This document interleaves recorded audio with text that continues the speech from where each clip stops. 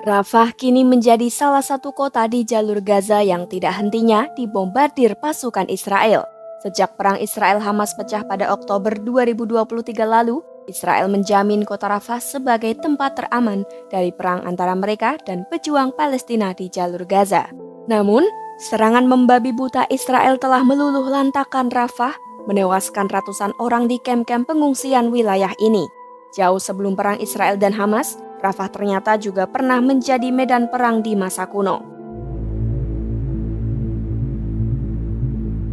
Pada 720 sebelum Masehi, Kaisar Sargon II dari Asyur mengalahkan koalisi pasukan Mesir dan Filistin dalam pertempuran sengit di Rafah.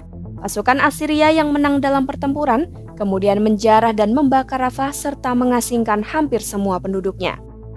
Selama era Helenistik tahun 332 hingga 167 sebelum Masehi, Rafah menjadi pusat operasi militer selama Perang Diadochi. Pada era Hasmonean tahun 167 hingga 63 sebelum Masehi, Raja Yanai Alexander dari Yudea berhasil menaklukkan Rafah.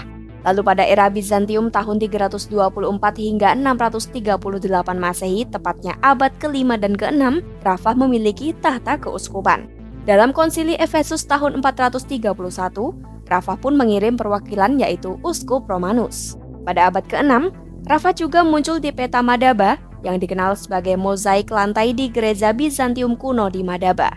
Kemudian pada tahun 635, Rafah ditaklukkan oleh Jenderal Amir Ibnu Al-As dari Arab yang berarti menjadi penaklukan awal kaum muslim. Pada tahun itu juga Rafah menjadi kota perbatasan provinsi dan pusat komersial regional yang dilengkapi pasar, masjid, dan karavan.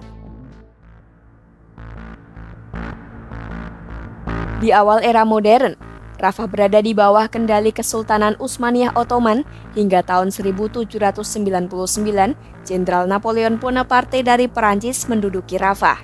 Disusul pada abad ke-20, sejumlah anggota komunitas Yahudi di Israel dan kelompok Zionis Eropa Tengah dan Timur gagal membeli tanah sehingga menetap di Rafah.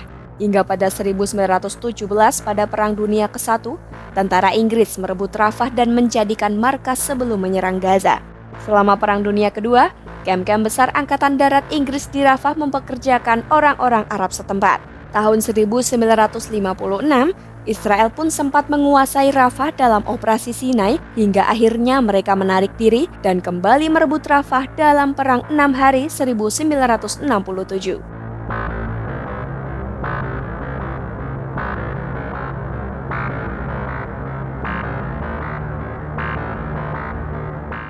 Kini, Rafah menjadi tempat bagi para pengungsi warga Palestina yang meninggalkan rumah mereka akibat perang Israel-Hamas. Kota ini telah menjadi saksi berbagai peristiwa kekerasan, perlawanan, serta pembangunan tembok pemisah.